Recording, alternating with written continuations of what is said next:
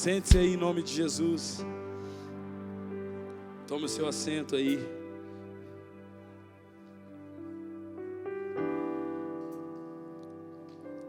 Quem nos visita pela primeira vez, deixa eu ver você.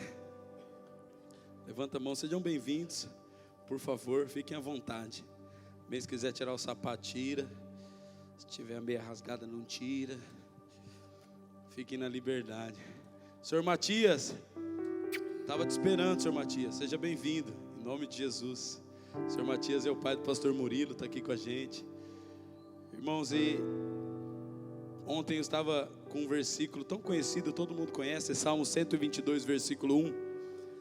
O salmista diz assim: alegrei-me quando me disseram, vamos à casa do Senhor. Só que a proporção que Davi diz isso, não é na espera do que ele poderia receber. Ele disse: alegrei-me quando me disseram a casa do Senhor, na proporção daquilo que ele podia dar.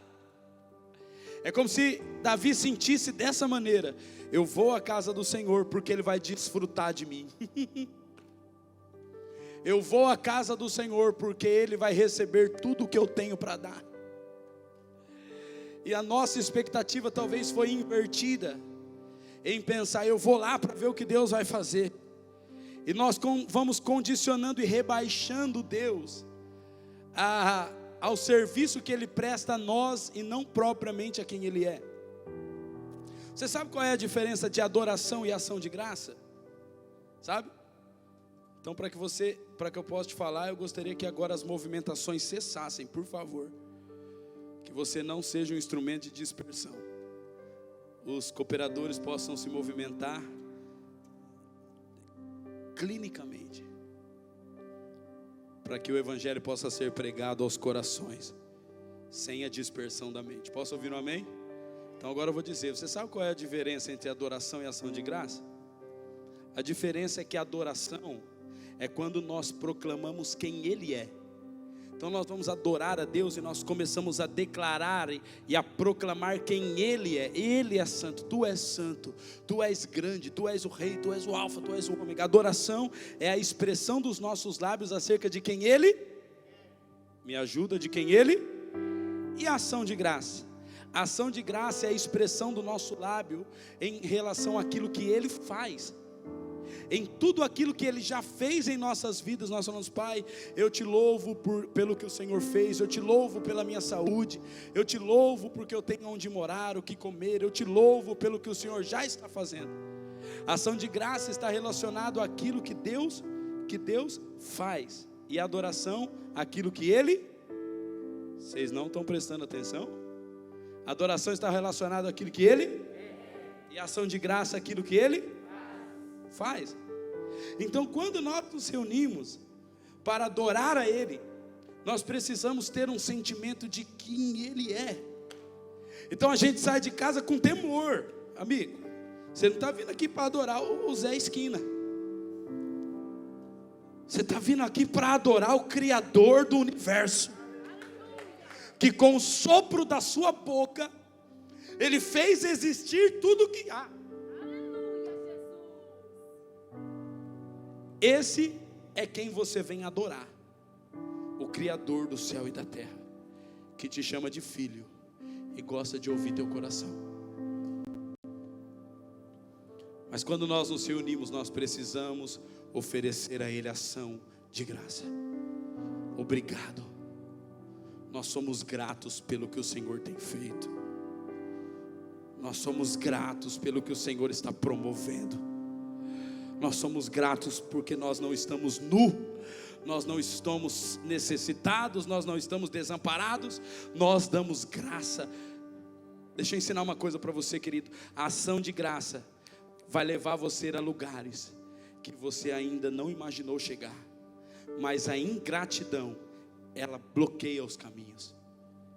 Quando nós estamos esperando algo maior de Deus, sem ser grato e prestar ação de graça a Ele por aquilo que Ele já está fazendo hoje, pelo estado que você está hoje, o nosso coração se torna egoísta e fala: Senhor, faz, Senhor, eu estou precisando, o Senhor conhece. Eu falo: dê graça, porque você não dormiu no relento, na chuva.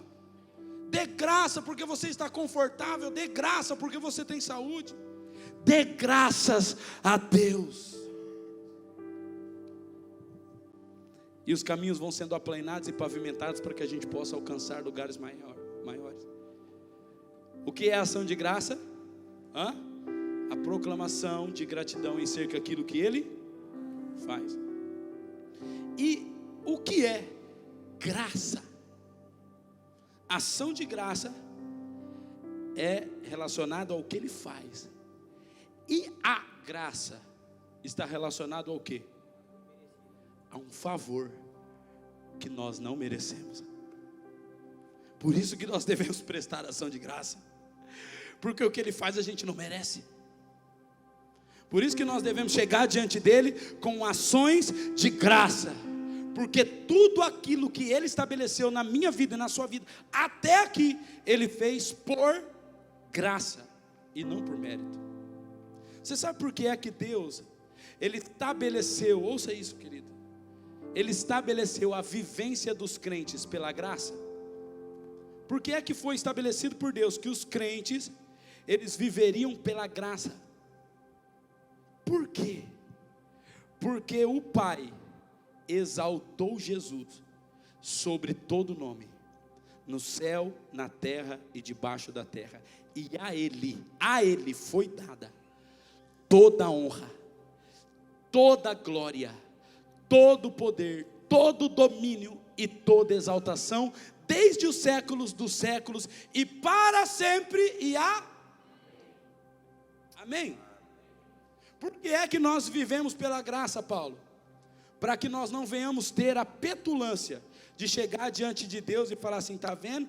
Ó, o que eu fiz para você? Você viu como eu fui bom? Olha lá o que eu fiz. Você viu que eu fui bom, né? Você viu como eu cuidei bem da minha esposa, dos meus filhos, paguei direitinho as contas. Eu mereço entrar aqui, eu mereço estar na eternidade. Porque é que foi estabelecido que nós vivamos pela graça, para que nenhum de nós possamos olhar para Ele e encontrar em nós qualquer tipo de mérito, até mesmo pelo fôlego que a gente respira. E por que o Espírito Santo está dizendo isso? Porque nós, seres humanos, bate no corpo assim, faz. Quem é gente aí? Levanta a mão. Quem tem uma carcaça aí? Levanta a mão. Quem faz cocô? Levanta a mão. Ah, tem gente perfeitinho aí que não faz. Todo mundo aqui é gente, posso ouvir um amém? E o nosso coração está inclinado a sempre nos tornarmos, pelo nosso próprio orgulho, participante dos méritos. A gente vê isso palpável na liturgia da igreja. Preste atenção aqui, ouça. A gente recebe mérito quando a gente faz. A gente gosta de dar com a mão esquerda e a mão direita ficar sabendo. Está na nossa natureza. É gostoso quando a gente chega e paga a conta. É gostoso quando alguém está precisando, a gente vai lá e ajuda. A gente se sente bem quando a gente presta um serviço ao outro. A gente sente no coração aquela, estou me sentindo útil. Tem pessoas que chegam na igreja em uma semana e falam: pastor, eu quero servir, eu quero fazer alguma coisa. E a gente tem que fazer aquela pessoa entender que ela é amada, aceita, tem um lugar na mesa, independente do que ela faz ou não faz. Por quê, querido? Porque no livro de 1 Pedro, capítulo 4, diz: aquele que serve, sirva na força que Deus dá. Aquele que fala, que fale as palavras de Deus, para que toda honra, glória e domínio seja dada a Ele eternamente. Amém. Até mesmo para servir nós dependemos dEle. Você é um bom marido? Até para ser um bom marido você depende dEle. Você é uma boa esposa? Até para ser uma boa esposa você depende dEle. Você ora? Até para orar você depende dEle. Você lê as escrituras e até para ler a Bíblia você depende dEle. De quem? De Jesus. Igreja, nós não vamos entrar na ministração da palavra sem deixar claro esse entendimento de que Nós caminhamos empossados em um ambiente de que tudo que nós vivemos, recebemos e fazemos não vem de nós, vem dele. Tudo é pela graça. O favor que nós não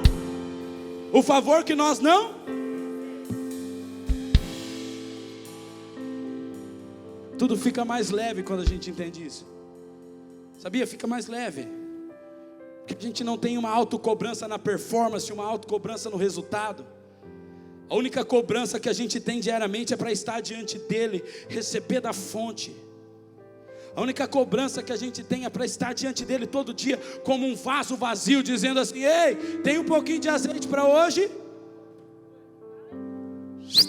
Jesus, estou aqui, tem um pouquinho de azeite para hoje? 2 Reis capítulo 2, a Bíblia fala da história de Eliseu.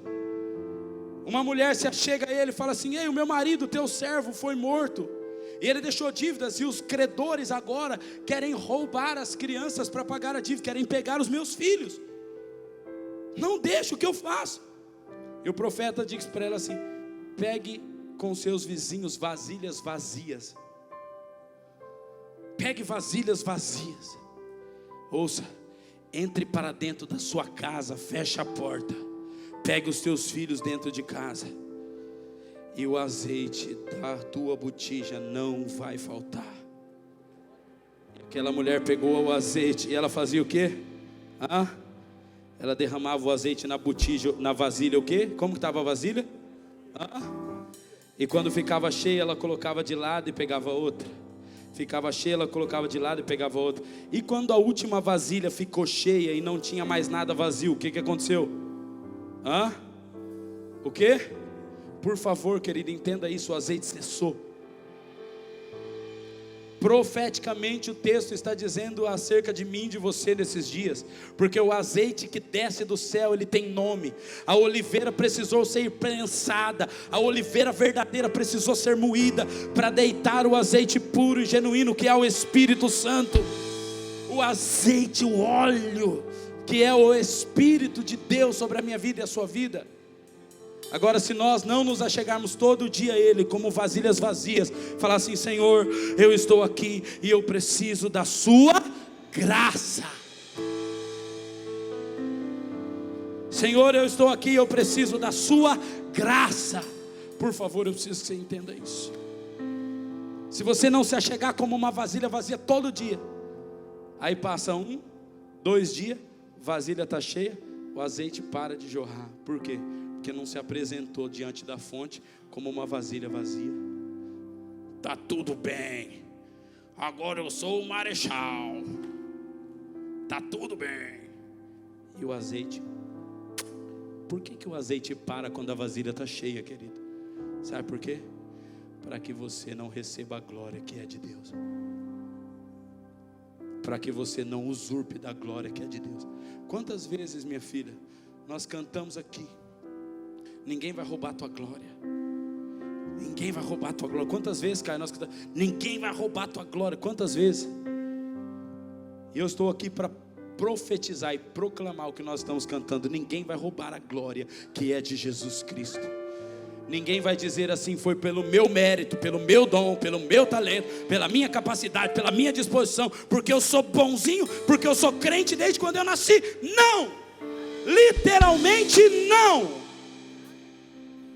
Toda a honra será dada a Jesus Cristo.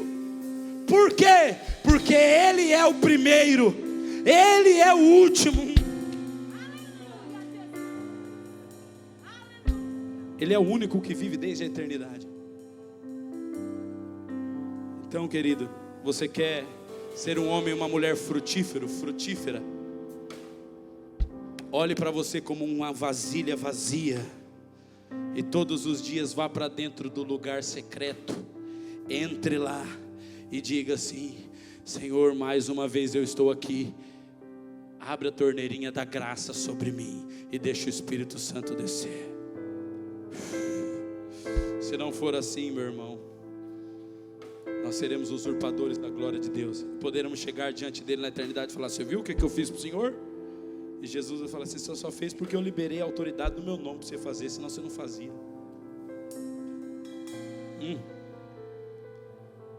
Todo mundo aqui já ouviu falar da história de Maria? Ela quebrou o vaso de alabastro aos pés de Jesus. Quem tem ela como um exemplo de adoradora, Leandrão?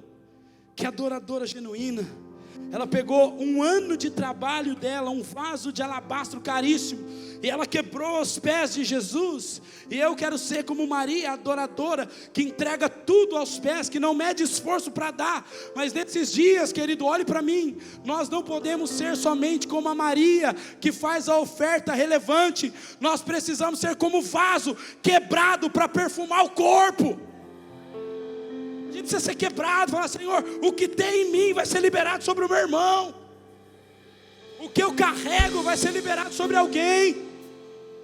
Mas para que o que a gente carrega seja liberado, nós precisamos ser vasos o quê? Me ajuda, vasos o quê? Vasos, diga, vasos quebrado. E aí Gideão vai lutar com 300 homens contra aproximadamente 120 mil. E a ordem que Deus dá para ele é: Gideão, pega os 300, dá para ele um vasinho de barro na mão. Coloca um vasinho de barro na mão deles. E dentro desse vasinho de barro coloca uma tocha de fogo. Na outra mão um chofarim, um chofarote, uma trombeta. E quando tocar a trombeta, eles vão quebrar o vaso. 100, depois mais 100 e depois os outros 100, sucessivamente. Eu entendi uma coisa, querido. O que atormenta as regiões celestiais não é só o barulho que a gente faz, mas é quando quebra o vaso e a gente deixa manifestar o fogo que a gente carrega por dentro. Não é só tocar a trombeta, também tem que quebrar o vaso. Você está me entendendo, meu irmão? Alguém está aqui, está me entendendo? Levante suas mãos assim, diga: eu estou entendendo, poço. Diga: eu estou entendendo. Diga: eu estou entendendo. Não é só a gente falar: Senhor, o inimigo vai cair, Deus vai fazer, aleluia. Não, a gente tem que quebrar o vaso também e falar: o que eu carrego vai se manifestar. O evangelho triunfalista vai potencializar você a ser um vaso moldado na mão do oleiro. O texto de Jeremias capítulo 18 diz que o vaso foi o que na mão do oleiro? O que aconteceu com o vaso na mão do oleiro? Alguém sabe? Não é possível. O que aconteceu? Ele quebrou. O vaso quebrou na mão do oleiro. Irmão, o problema não é ser quebrado. O problema é que a questão é que nós precisamos estar na mão do oleiro. Mas você está sendo quebrado pelo quê? Pela adversidade? É a adversidade que está moendo você? É a sua ambição que está moendo você? É o orgulho que está moendo você? Vai para a oração, querido, entra no secreto, na intimidade e fala: a vasilha vazia está aqui, o vaso está aqui, pode me quebrar se for preciso.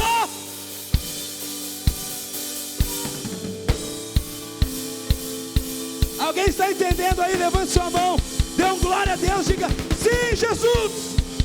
Diga: sim, Jesus. Diga: sim, Jesus.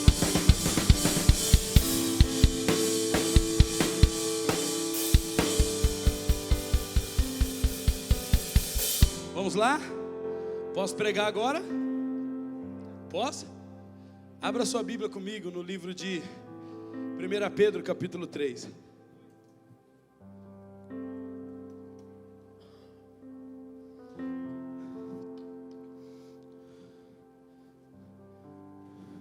Louvado seja o nome do Senhor Jesus.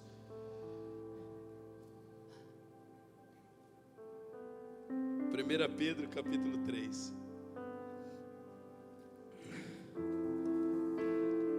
Tão bom ver uns rostinhos novos sendo incendiados também por Jesus. Irmãos, a gente se desgasta pelo Evangelho, para que a nossa recompensa seja o que Deus está operando na sua vida, o que Deus está promovendo no teu coração. A minha oração todos os dias, quando a gente chega aqui 6 horas da manhã, nosso clamor é que haja fogo cerrado no peito de cada ouvinte da pregação do Evangelho. Essa é a nossa recompensa. Então abre o teu coração para que o Senhor possa te incendiar, amém? 1 Pedro capítulo 3. a partir do versículo 1. Mulheres, sede vós igualmente submissas a vosso próprio marido, para que, se ele ainda não obedece à palavra, seja ganho sem palavra alguma. Irmão, por favor, põe sua atenção nisso. Isso é um absurdo que nós vamos ler, mas eu creio porque está na Bíblia, eu creio. Mas é um absurdo, mas nós vamos ler de novo. Coloca atenção nisso. Mulheres, sede vós igualmente submissas ao vosso próprio marido, para que, se ele ainda não obedece à palavra, seja ganho sem palavra alguma, por meio do procedimento de sua esposa. Diga assim comigo, ó, por meio do procedimento. Versículo 2: ao observar o vosso honesto comportamento cheio de temor. Repita comigo assim: ao observar o vosso honesto comportamento cheio de temor. Decorrendo o texto diz: não seja o adorno da esposa o que é exterior, como frisado de cabelos, adereços de ouro, aparato de vestuário. Seja, porém, um homem interior do coração, unido ao incorruptível traje de um espírito manso e tranquilo, que é de grande valor diante de Deus. Pois foi assim também que a si mesmas se ataviaram outrora as santas mulheres que esperavam em Deus, estando submissas ao seu próprio marido. Olha como as mulheres esperavam em Deus. Como fazia Sara, que obedeceu a Abraão, chamando-lhe Senhor, do qual vós vos tornastes filhas, praticando o bem e não temendo a perturbação alguma. Agora corre para trás em Mateus capítulo 5, no versículo 13, para a gente ler o mesmo texto, falando a mesma coisa, só que de maneira diferente. Um pela boca de Pedro com uma expressão, e agora nós vamos ler pela boca de Jesus por outra expressão. Mateus capítulo 5, a partir do versículo de número 13, diz assim: vós sois o sal da terra. Ora, se o sal vier a ser insípido, como lhe restaurar o sabor? Para nada mais presta, senão para ser lançado fora, ser pisado pelos homens. Vós sois a luz do mundo. Não se pode esconder a cidade edificada sobre um monte, nem se acende uma candeia para colocá-la debaixo do alqueire, mas no velador, e alumia a todos os que se encontram na casa. Assim brilhe também a vossa luz diante dos homens, para que vejam as vossas obras e glorifiquem o vosso Pai que está nos céus. Até aí. Obrigado, Espírito Santo, pela tua preciosa e rica palavra, que nos traz vida, revelação e santidade, e nos permite andar a níveis maiores de intimidade com a sua presença. Muito obrigado, Senhor, em nome de Jesus, amém. Irmãos, é um absurdo que nós acabamos de ler, sendo dito pela boca de Pedro e sendo dito pela boca de Jesus Cristo. O apóstolo Pedro está falando de um comportamento familiar, de uma situação familiar, e ele diz assim: mulheres, se o seu marido não obedece à palavra, ou seja, se ele não é crente ainda, viva de forma submissa, para que ele possa observar o vosso procedimento e seja salvo, e se converta e passe a obedecer a palavra. Por que eu digo que isso é um absurdo, querido? Presta atenção. Porque o poder do Evangelho não está impregnado somente em nossas palavras. O poder do Evangelho, a obra extraordinária do Evangelho, está impregnada em um modelo que referencia aquilo que é dito. Quando eu olho para esse texto aqui, a minha cabeça vai além, porque eu não consigo entender que o poder do Evangelho em ganhar o incrédulo pelo comportamento seja dado somente para a esposa em relação ao marido. Não consigo crer que seja dado somente a esposa ganhe o marido pelo comportamento. Não. O evangelho é o poder de Deus para todos aqueles que creem. Por isso, eu consigo entender que a influência e a ação poderosa do evangelho está muito mais relacionado ao nosso comportamento do que às nossas palavras. Está muito mais relacionado a como eu vivo do que como eu falo. Está muito mais relacionado a como eu vou me comportar quando eu sair daqui do que propriamente quando eu estou aqui em cima.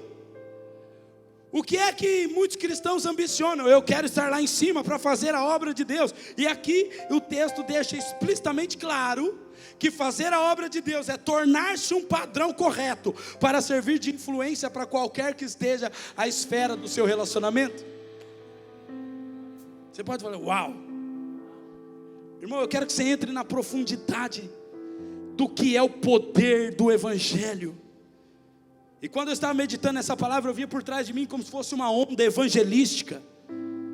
E a onda evangelística que nós vamos viver nos últimos dias não está relacionado a uma grande onda de envios de bons pregadores, mas está relacionado a famílias estruturadas, homens fiéis, mulheres idôneas, tendo um comportamento sadio, vivo pelo evangelho, que diz, Jesus Cristo está estampado em mim, e você pode conhecê-lo ao olhar para o meu honesto comportamento cheio de temor.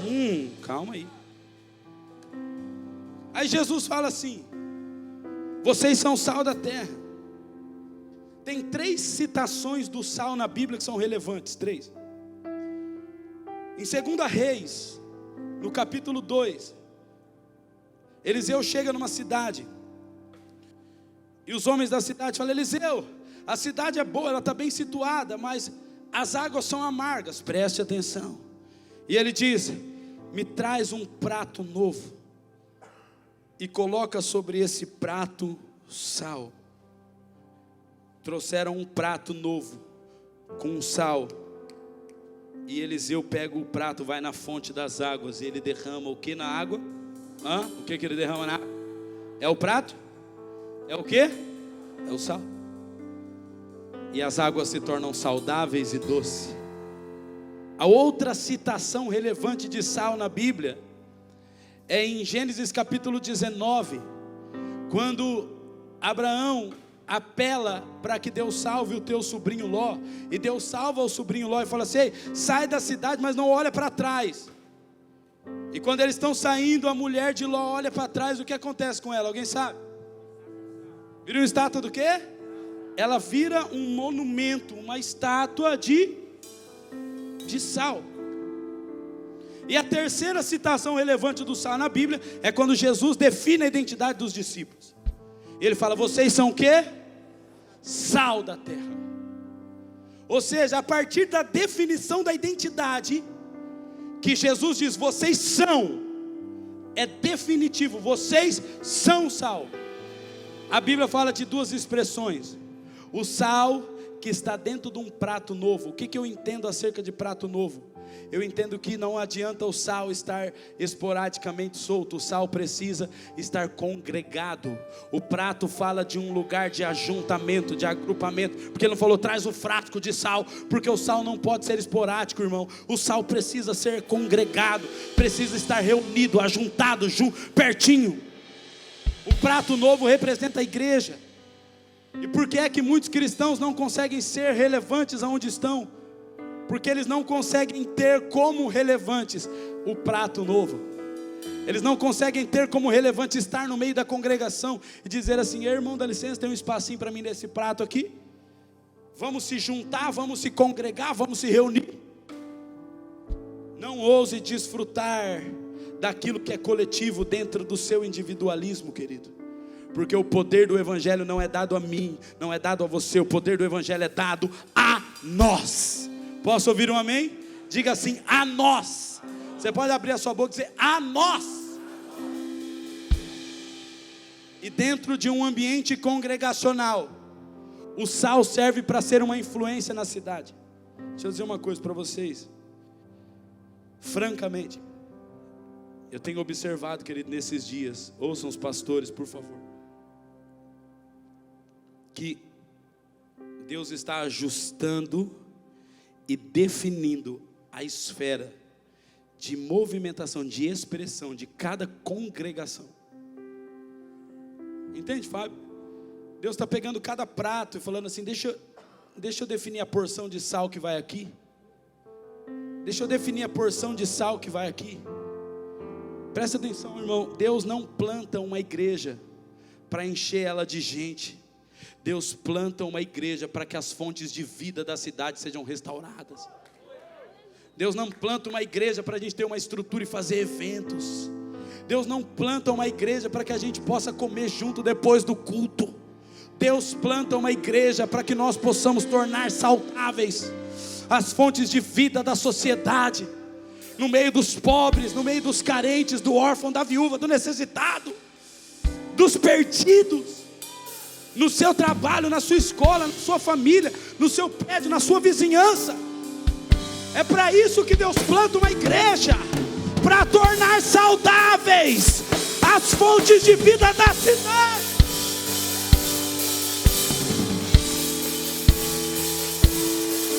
Sim, é por isso que Deus, Ele promove, dentro de um prato de sal, tem que ter congregar. Por quê, irmão? Eu estou falando a mesma coisa desde o começo, você vai entender. Por que o sal tem que estar dentro de um prato novo? Porque se você exercer qualquer função a partir da congregação, você vai bater no peito e falar, está vendo como que eu sou bom? Se você exercer qualquer função fora do corpo, você vai bater no peito e falar assim, Deus é comigo. Mas dentro da congregação, irmão, a gente se dilui um no outro, e a gente entende que a parte que falta em mim sobra nele, a parte que falta nele sobra em mim. Por isso que a gente só consegue ser influente na cidade se a gente ter como relevante a congregação. Não é relevante, nunca vai ser influente, nunca vai tocar as fontes de vida da cidade, irmão. Escute, querido, só pode, eu não consigo entender, me perdoa, mas eu vou falar aqui para você. Eu não consigo entender que Deus peça ou faça a gente abrir uma igreja para que a gente possa enchê-la de gente, se essas pessoas não forem enviadas para tocar a sociedade. Você vai acompanhando comigo, você vai entender o fechamento disso que Deus está fazendo aqui. Não tem esboço aqui não, querido, é Deus que está falando com você. Presta atenção. Deus, Ele nos reúne aqui. Nós estamos aqui em talvez 200 pessoas. Eu quero dizer uma coisa para cada um de vocês, com o meu coração compungido de temor. Ouça. Todos os comichões dos ouvidos sejam arrancados em nome de Jesus. Que aquilo que eu vou dizer agora entre como uma flecha dentro do seu coração e vire uma chave no teu espírito. A única coisa que me faz entender isso aqui é o que pode ser resultado a partir daqui. Eu não consigo entender isso aqui como igreja do Senhor Jesus. Eu não consigo entender que a gente está aqui e acaba o culto, a gente come, a gente bebe, aleluia, está tudo bem. E nós nos tornamos um bom clube gospel. E não tem lugar melhor do mundo para a gente estar do que lá na casa do leão.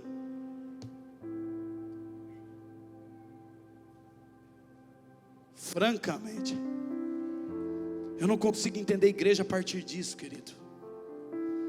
Eu consigo entender a igreja a partir de um ajuntamento de pessoas que são ativadas pelo Espírito, que recebem a vida do Espírito, e depois vai lá na fonte de vida do seu trabalho e fala assim, cara, eu era amargo, olha o que Jesus fez comigo, Ele me trouxe vida.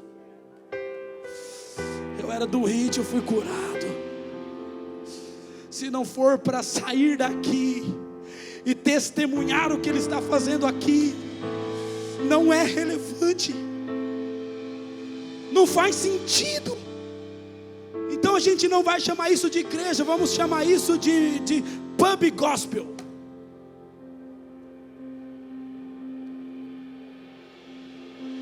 Se for para a gente, ai meu Deus, não vejo a hora de chegar lá no domingo para ouvir o Paulão cantar. Ai que delícia, não. Nós precisamos no sábado gerar um sentimento de alegria, de falar amanhã, Jesus vai receber tudo de mim, Jesus vai desfrutar de mim. Eu vou pegar a palavra que Ele me der e na segunda, e por onde eu passar eu vou diluir, na terça, na quarta, na quinta, na sexta.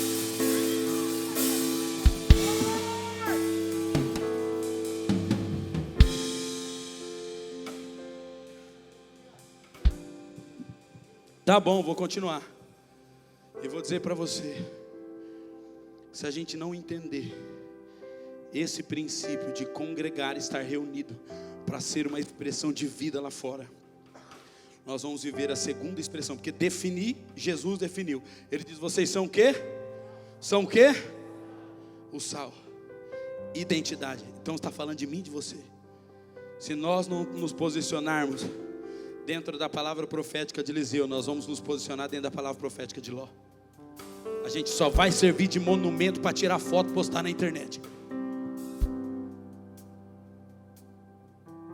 Sal expresso na escritura serve para duas coisas: define quem é o cristão, e só serve ou para trazer vida para a cidade ou para fazer estátua.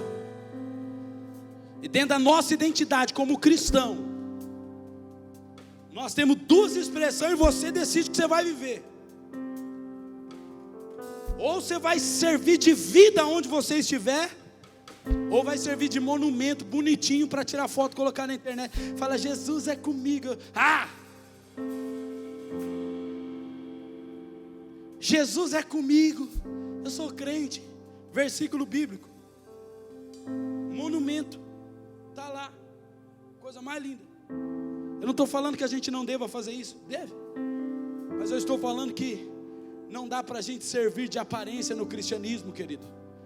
Chegar e falar, tudo bem, agora eu sou crente, porque é até bonito ser crente hoje em dia. Alguém vai te contratar, você fala, não, eu sou cristão. Então pelo menos ele deve ter boa índole, né?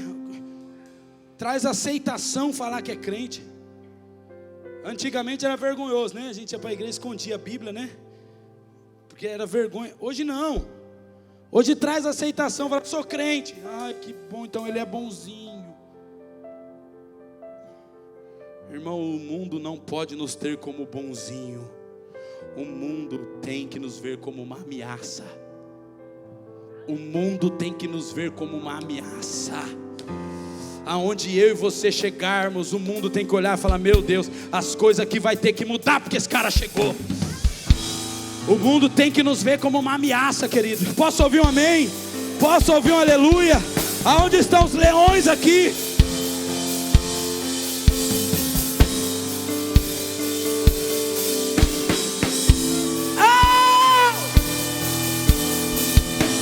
Nós vamos ter que mudar, porque esse pessoal chegou.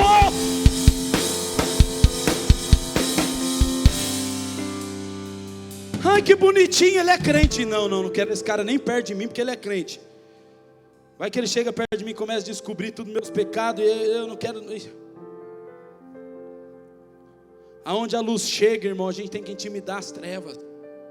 Nós não podemos ser tidos como bonzinhos, nós temos que ser tidos como uma ameaça. Meu Deus, esse cara começou a trabalhar aqui na empresa, ele é crente. Ixi, nós vamos ter que parar de ouvir essas músicas perto dele. Nós não podemos falar palavrão perto dele. Algum crente de verdade aqui já teve essa experiência de estar trabalhando, o cara falar um palavrão, desculpa, você é crente, né? Alguém aqui já deve ter tido essa experiência. De perto de você, o cara, desculpa, eu vou ali fora fumar. O cara vai fumar lá 2 quarteirão do C, porque sabe que você é crente. Tem que intimidar, irmão. Quando o cara começar a falar de sensualidade, pornografia no trabalho, você fala, querido, por favor, me respeita, dá uma olhada que eu sou casado, não quero que você fique falando isso perto de mim, não. Ei, meu Deus do céu, esse cara é crente. Agora, os estátuas de sal, na hora que começa a falar de moralidade, parece hiena. Fica. Cara, quando começar palavras obscenas perto de você, fecha a cara, irmão. Estou falando aos homens e às mulheres, aonde você estiver. Quando começar a falar de palavra obscena perto de você, de fraude, de imoralidade, de corrupção, fecha a cara. Fica mostrando o dente. Fecha a cara e fala: irmão, me respeita, porque eu sou cristão.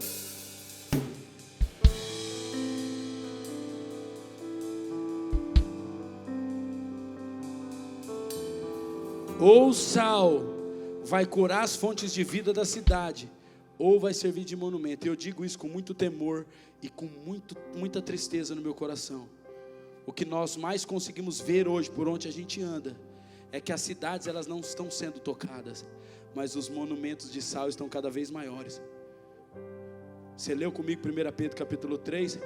Fala: noiva, você tem que servir de influência para a cidade, não ficar se adornando com apetrecho. Está aqui, irmão, nós lemos 1 Pedro capítulo 3. Seja a mulher o espírito manso, quieto, não os adornos e os apetrechos. E a gente quer evidenciar mais os apetrechos. Irmão, você sabe qual homem que prefere a mulher sensual, bonita e cheia de apetrecho? É o infiel. O cara que quer eu quero um mulherão, bonito, meu Deus, do meu lado. É o cara que se apressa por isso. Mas na hora que ele enjoar da beleza dessa, ele vai querer a beleza de outro. O que atrai o homem de Deus é a mulher temente, irmão. O que atrai o homem de Deus é a mulher santa. É a mulher que ora. É a mulher submissa. O mundo pintou um quadro de que a mulher atraente é a mulher sensual, a mulher bonitona. Não é, irmão. A mulher atraente é aquela que sabe respeitar, aquela que sabe temer. Ai, meu Deus.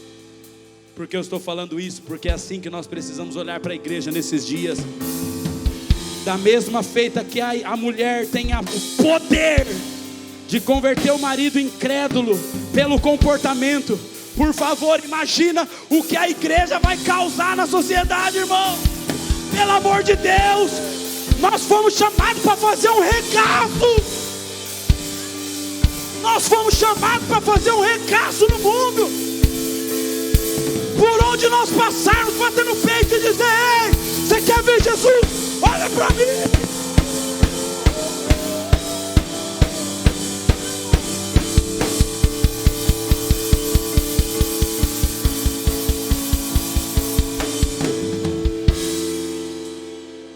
Ouça isso, querido.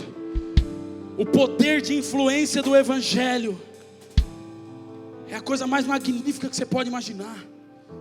O meu e o seu comportamento vai atrair, vai atrair os incrédulos, como o pastor Fábio, como as mariposas são atraídas para a luz. E quando você chegar onde você estiver, vamos fazer isso, vamos fazer aquilo, você vai ter. Não, quando eu estiver aqui, vocês não vão fazer isso não. Eu lembro quando eu me converti no tiro de guerra, irmão. Eu estava servindo uma base local em Marília, na minha cidade. E as guardas durante a noite, e eu fui promovido a líder da guarda. E toda a guarda, na madrugada, as meninas do bairro iam lá para ficar com os soldados. Toda a guarda. As meninas iam lá e queriam ficar com os rapazes. Então toda a guarda abriu o portão e as meninas iam lá. E quando eu fiquei de capitão da guarda, as meninas foram tudo na porta do portão: pode entrar. E elas começaram a entrar para dentro. Eu peguei a campainha, que tinha uma campainha, qualquer sinal de alarme, tocava a campainha e os carros da PE, o Jeep da polícia do exército, ia lá na hora. Eu peguei a campainha e falei: pode sair todo mundo daqui, senão eu vou tocar o alarme aqui. Não, o que é isso? Você está brincando? Eu falei: estou brincando não. Ninguém vai praticar imoralidade aqui dentro. Enquanto eu estiver aqui, ninguém vai praticar imoralidade não. O que agora é que você é crente? Eu falei: sou e fiel. Ninguém vai praticar imoralidade aqui não. E todo mundo ficou me cismando, me olhando de canto. E um dia a gente tinha uma guarda e tinha uma guarita que ficava lá em cima do alojamento. E em volta só tinha mata e a guarita era num lugar bem deserto. E um dia eu estava lá nessa guarita de guarda e estava lá sozinho, só a lua iluminando aquele breu. Eu saí da guarita, eu estava orando em línguas, andando para lá, orando. E Deus me deu uma visão, e Deus falou: filho, você vai pregar para uma multidão de pessoas. E eu comecei a ver uma multidão de gente. Eu subi em cima de uma pedrinha que tinha assim, eu comecei a pregar uma mensagem muito evangelística. Jesus quer transformar a sua vida. E comecei a ministrar e pregar, e como se eu estivesse pregando para uma multidão, mas eu estava sozinho. E eu comecei a pregar, e de repente eu falei: então você que quer entregar a sua vida para Jesus, é com você mesmo que Jesus está falando agora. Você sai do seu lugar e vem aqui na frente. De repente o mato mexe assim, pula um cara: eu quero, o que você está fazendo? Eu quero, essa palavra foi para mim. Eu falei: você é louco. O Roger, hoje ele é presbítero da igreja do Senhor Jesus, plantador de igreja. E ele conta o testemunho de como é que ele se converteu. Você é louco? Ele: cara, o que você está fazendo aí? Ele falou: cara, todo dia que você está de guarda eu fico vendo você andando para um lado e para o outro. E eu quis ver o que você fica fazendo e vim me esconder aqui, cara. E como que você sabia que eu estava aqui, que você pregou? Eu falei: não sabia não. Aí eu sento aqui e comecei a pregar o evangelho para ele. Virou meu aliado no tiro de guerra. Aí todo dia na hora da guarda, todo mundo falando de moralidade, eu pegava ele, sentava com a Bíblia, jejum, oração. Nós fomos influentes naquele ano. Sabe o que aconteceu? No final do ano, mais de 80 atiradores reunidos. O sargento no meio lá na prefeitura de Marília, o prefeito, o presidente da Câmara. Nós queremos nomear o destaque do ano do tiro de guerra, e queremos chamar aqui o cabo Rafael Bispo. Eu fui chamar lá na frente de surpresa, eu ganhei um quadro de prata como o atirador destaque do ano. E todo atirador destaque do ano põe uma foto grande lá no quartel. Então se você for no quartel até hoje, no ano de 2008, eu fui o destaque do ano. Estava lá meu nome. Lá. Aí eu olho lá e falo: por que minha foto está ali? Aí o Espírito Santo falou: porque você se destacou. Porque no meio das trevas sempre vai se destacar a luz. Está entendendo, irmão? Só que tem que fechar a cara. Não dá para ser hiena. Alguém está me entendendo? Eu quero finalizar dizendo uma coisa para você. O poder do evangelho é influência para a sociedade. Para onde você estiver, as pessoas olharem para você. Como que a Bíblia diz que a mulher ganha o marido? Me ajuda. Como? Por favor, como? Até sem palavra. Você sabe que muita gente que fala, faz um desserviço para o reino. O cara sai daqui empolgado, aí chega no serviço amanhã: cara, eu sou crente, que Jesus salvou, Jesus quer salvar vocês. Viu, Paulão, você tem que aceitar Jesus, Jesus vai salvar. Aí o cara fala: vamos sonegar o imposto aqui, vamos, tô junto, vamos lá. Cara, olha esse vídeo aqui, nossa, que top. Vamos fazer uma... O cara cai na real, fala: peraí, esse cara falou de Jesus para mim e vive de forma dissoluta, o que é isso? Em vez do cara fazer um serviço para o reino de Deus, ele faz um desserviço. Por isso, irmão, você quer ser um evangelista e pregar o evangelho, assuma a forma de Jesus na sua vida e cala a boca. E quando alguém fala vamos, você fala não. E quando alguém fala fica, você fala não. E quando alguém fala toma, você fala não. E alguém vai falar: meu Deus, esse cara é diferente, a gente vai começar a temer ele. E o dia que for necessário, você fala: senta aqui, abre a sua Bíblia e prega o evangelho para ele. Caso contrário, viva o evangelho. Aí eu vou fazer uma pergunta para vocês. Você pode falar assim: apóstolo, como é? Por favor, agora você é a cereja do bolo. Como é que eu vou viver isso? Como que eu vou me tornar essa pessoa diante da sociedade? Volta lá no começo. Entendendo a graça. Entendendo que tudo aquilo que há em você, Ele vai consertar, pôr no lugar por causa da graça. Não é porque você é bom o suficiente que você vai sair daqui, chegar na sua casa e falar: a partir de hoje, agora eu vou ser santo. Não, você vai ter que sair daqui, chegar na sua casa, dobrar o joelho, falar: a vasilha vazia está aqui, pode me... A vasilha vazia está aqui. Você não vai para sua casa achando que é crente, vai para sua casa para quebrar o vaso.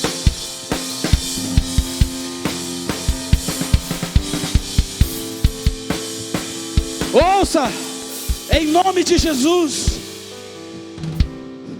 Sabe por que é que a gente ouve uma palavra dessa e fala, uau, eu quero viver isso, e a gente sai daqui e não consegue viver? Porque a gente sai daqui e tenta mudar externamente o que o coração não mudou. A gente tenta viver de forma natural aquilo que é sobrenatural. Você quer ser um bom marido, cara? Você quer arrancar a imoralidade do teu coração? Quer arrancar a avareza do teu coração? Quer? Como eu ministrei domingo passado aqui, ei Ló, você quer sair da cultura corrupta? Quer? Quer se tornar um homem verdadeiro e fiel, sem ser mais omisso com a tua família? Quer se tornar uma mulher honesta e idônea, sem ser omissa com o teu lar? Quer se tornar um cidadão de bem? Então não adianta você sair daqui com a consciência pesada não, querido. Você tem que sair daqui com o coração quebrado, falando, amanhã eu vou na casa do oleiro, eu vou me quebrar na mão dele. Sabe por quê? Senão a gente chega diante de Jesus e fala, você viu como eu sou bom? Você viu como eu sou bonzinho? E Jesus está falando assim, cara, você quer ter um comportamento santo como eu sou santo?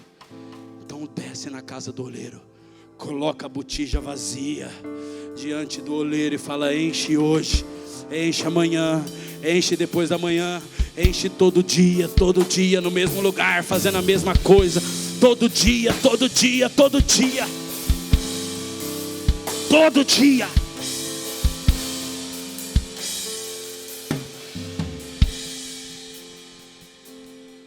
Resumindo, santidade não está relacionada ao que você deixa de fazer. Santidade está relacionado ao que você se remete. Ao que você se remete. Santidade não está relacionada ao que você deixa de praticar. Pastor, faz uma semana que eu não vejo pornografia, que eu não sonego imposto, faz um ano que eu dou bom testemunho, faz uma semana. Não está relacionado a isso.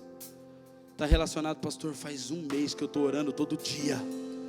Faz 2 meses que eu estou entrando na presença todo dia. E aí quando chega a imoralidade eu sinto nojo dela, eu não quero mais saber. E quando chega a corrupção eu sinto aversão a ela, eu não quero mais saber. Irmão, ouça, presta atenção em mim. Deixa, por favor, os irmãos aqui atrás. Alguém se mexeu atrás de mim, a igreja inteira se dispersou. Por favor. A gente tem que prestar atenção no mover para não roubar a atenção de todo mundo. Ouça, em nome de Jesus.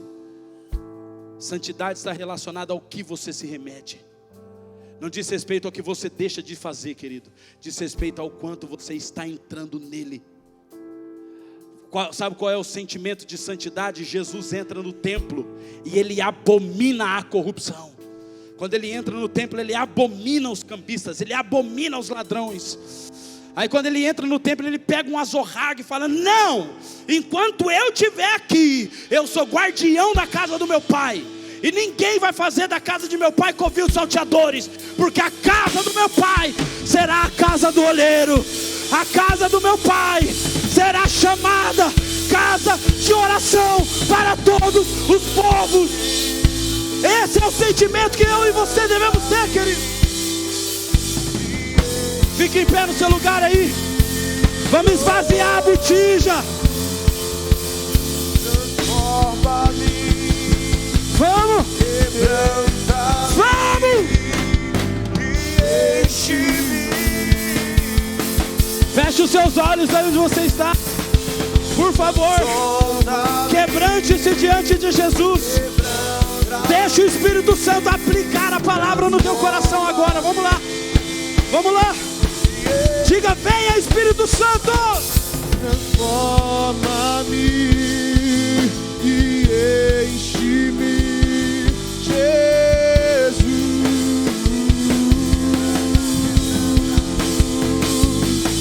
Quebranta-me e usa-me na sociedade, usa-nos para